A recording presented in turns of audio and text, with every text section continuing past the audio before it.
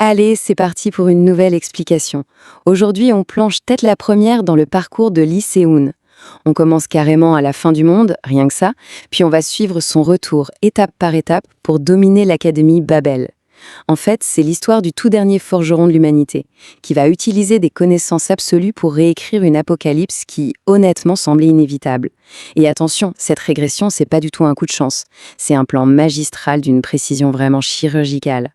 La citation dit ceci: « Même avec la disparition des démons, il ne reste plus rien. La victoire a le goût d'une défaite totale. » Bon, posons un peu le décor. La mer de la destruction, qu'on appelle aussi la mer du périssement, a pratiquement avalé toute la planète. Après 31 ans d'une souffrance juste inimaginable, entouré des corps de héros qui ont absolument tout sacrifié pour abattre les rois démons, Se-hoon se retrouve seul. Complètement seul. C'est une vision de désespoir total. Un monde en ruine où la victoire au final ressemble plutôt à une énorme blague tragique. Mais alors, comment on fait pour inverser ça ? Pendant cette fameuse 31e année, avec la mer mortelle à ses pieds, Se-hoon refuse d'abdiquer. Il puise dans ses toutes dernières forces vitales pour extraire un minerai unique de son propre corps et se forge une toute dernière dague.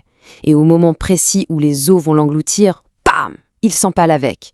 C'est un sacrifice fatal, oui, mais c'est surtout le déclencheur d'une compétence cachée ultra rare, le retour à l'origine. Le néant absolu s'efface et il se réveille direct à l'année 0, en plein milieu des examens d'entrée de Babel, une vraie seconde chance inespérée. Et c'est là que ça devient vraiment captivant, parce qu'il y a un décalage monumental. D'un côté, on a la réalité physique du CUM de première année. Autant le dire, c'est la catastrophe, des réserves de mana ridicules et une endurance qui frôle le zéro absolu. Mais de l'autre côté, à l'intérieur, c'est l'esprit du dernier forgeron de l'humanité. Un gars avec des compétences d'artisan de classe S et une maîtrise du mana forgée par des décennies de guerre. En gros, c'est un génie surpuissant bloqué dans un réceptacle tout fragile. C'est exactement ce contraste qui va rendre ces méthodes d'examen si peu conventionnelles. Alors, comment il gère l'examen de forge avec ce corps tout faible et seulement 30 minutes au compteur ? Il nous sort une séquence hallucinante. D'abord, il infuse le mana manuellement, directement dans des pierres d'ignition. C'est hyper audacieux. Ça terrifie littéralement les autres candidats qui s'attendent à une grosse explosion. Ensuite, hop, il balance les pierres dans la forge pour invoquer le fameux démon de feu aux 5 couleurs. L'astuce, c'est qu'il utilise la résonance des pierres pour booster la chaleur sans vider ses propres réserves, qui sont quasi inexistantes. Et le résultat ? L'extraction de la lame de feu aux 5 couleurs, un chef-d'œuvre absolu sorti de pure ingéniosité. Tout ça nous amène à une question assez ironique. Comment un simple forgeron arrive-t-il à humilier un prodige de l'alchimie ? Le contexte, c'est un examen de rattrapage avec une pression monstre et l'obligation d'utiliser une forge alchimique super complexe. En face de lui, il y a Hans Barmet, le fils du vice-doyen. Le mec typique, hyper arrogant, génétique parfaite, favoritisme évident. Sur le papier, tout est truqué pour que Hans gagne. Sauf que l'immense expertise de Se-hoon va transformer ce piège en une véritable masterclass. Si on regarde les détails de la débâcle de Hans, c'est presque drôle. Dans sa grande vanité, il choisit des minerais d'eau qui sont super sensibles et il bâcle complètement la phase de synthèse. Ce qui devait arriver arriva, boum, explosion massive dans le labo. Se-hoon, de son côté, prend volontairement des pierres de feu ardentes. Ça paraît suicidaire vu son faible niveau de mana. Mais au lieu de forcer le minerai, il utilise une méthode bien trop en avance sur son temps, la résonance de mana pure. Il laisse la nature de la pierre s'épanouir toute seule. C'est fluide, c'est parfait, et ça lui donne le fourreau accumulateur de feu de grade rare sans la moindre bavure. Et le plus fou dans tout ça, ce fourreau n'est qu'à 60% de sa puissance. Ça révèle un potentiel juste terrifiant. Quand la doyenne Ryu Yun-ha, qui n'est pas n'importe qui, examine le fameux fourreau, elle est sous le choc. Elle capte tout de suite que ce chef-d'œuvre n'est qu'une fraction de ce que Se-hoon voulait faire à la base. Cette soi-disant imperfection technique en dit tellement long qu'elle prend une décision radicale. Elle met carrément sa propre carrière en jeu, promettant de démissionner sur le champ si le comité refuse de nommer Se-hoon major de promotion. Pour sa démonstration en tant que majeur, Se-hoon ne fait pas les choses à moitié. Il exige un robot de combat modèle 8 doté d'un blindage lourd, un truc conçu pour résister à des héros de rang B. Ensuite, c'est la synergie parfaite. Il stocke les flammes instables de son épée directement à l'intérieur du fourreau qu'il vient de créer. Il y injecte un bon coup de mana de feu cramoisi pour compresser l'énergie, et là, Il libère la compétence feu sauvage couvant. L'explosion est tellement cataclysmique qu'elle pulvérise le métal de la machine et creuse un énorme cratère dans l'arène. Autant dire que ça a calmé tous ses détracteurs instantanément. Derrière tout ça, il y a un plan beaucoup plus vaste. C'est le moment de parler de sa compétence maîtresse, l'empreinte et l'extraction de liens. C'est une compétence système unique et c'est vraiment le cœur de sa stratégie. Ça lui permet d'extraire de l'air des minerais de qualité suprême qui n'existent littéralement même pas dans la nature. Le secret, ces métaux se matérialisent en fonction de la force de lien social qu'il crée avec une personne précise. En jouant finement avec l'élite de l'académie, il récolte en douce des matériaux complètement surpuissants, comme le fer de gloutonnerie ou le fer porteur de flammes. C'est du génie stratégique pur. Pour donner une idée de la valeur de ce qu'il forge, parle en chiffres. 600 millions de won.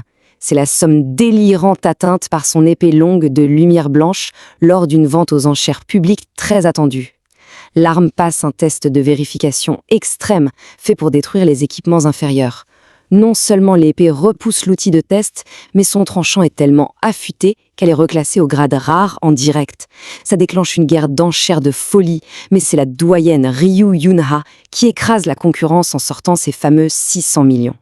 Preuve indiscutable de la valeur future de l'étudiant.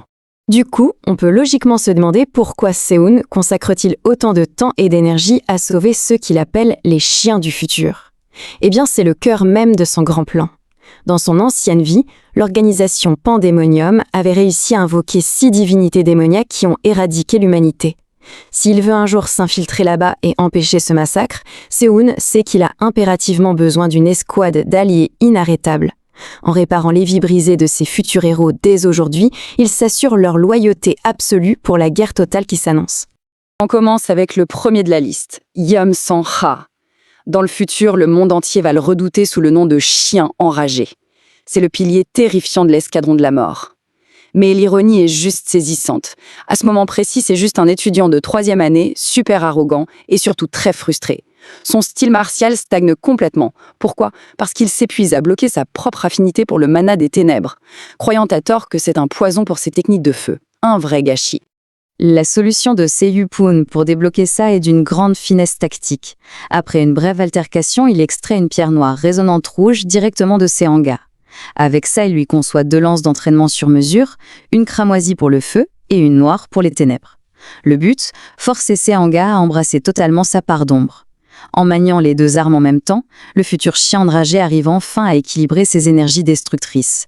Ça fait un tel déclic qu'il invoque la légendaire 7e roue de flamme et écrase complètement un instructeur rival lors d'un duel spectaculaire. Ensuite, on a le cas hyper touchant de Louis Vallant, destiné à devenir le chien explosif. C'est une prodige de la magie élémentaire en 2e année, sauf que son avenir a été littéralement pulvérisé quand sa propre baguette a explosé, lui infligeant des brûlures de circuits de mana considérés comme totalement incurables. Le pire, c'est que ce n'était pas un accident. C'était un sabotage cruel, organisé dans l'ombre par les familles Barmet et Kruger, qui voulaient juste éliminer une étoile montante pour faire briller leurs propres héritiers. Un coup bas impardonnable. Quand on voit ce qui se passe à l'hôpital, ça fait froid dans le dos. Son propre professeur lui a fourni un soi-disant inhalateur de guérison, qui est en réalité un érodeur de mana. Ça augmente la tension de ses circuits détruits pour s'assurer qu'elle ne relance jamais de magie. De son côté, Seon débarque avec une méthode qui a l'air complètement folle. Vu l'ampleur des dégâts dans son cou, il lui apprend à contourner ses circuits endommagés en raffinant le mana directement sur sa langue. Et oui, ça commence même par un entraînement absurde à base de tiges de cerises. Ça paraît fou, mais c'est brillant. Et ça nous mène à cette superbe citation « La magie ignore les lois du monde, mais une image mentale forte défie les lois de la magie elle-même. C'est la récompense finale après des jours d'entraînement épuisants. Louis arrive à condenser son énergie mentale avec une force brute incroyable. Elle génère une énorme sphère de mana et la puissance est telle que le souffle fait exploser la fenêtre de sa chambre d'hôpital. Elle est enfin libérée de ses chaînes. Et la première chose qu'elle fait, c'est de lancer publiquement un défi de duel à ceux qui l'ont sabotée. C'est la naissance officielle du chien explosif. Tout ça nous amène à une question pour finir. Quels cauchemars indicibles attendent encore notre escouade dans les 6 royaumes démoniaques ? Lee Se-eun a posé les fondations parfaites de sa résurrection.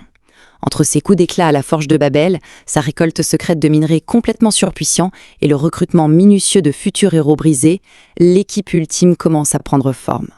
Reste à savoir comment cette bande de marginaux au pouvoir destructeur va s'y prendre pour marcher sur le pandémonium et combattre les dieux démons.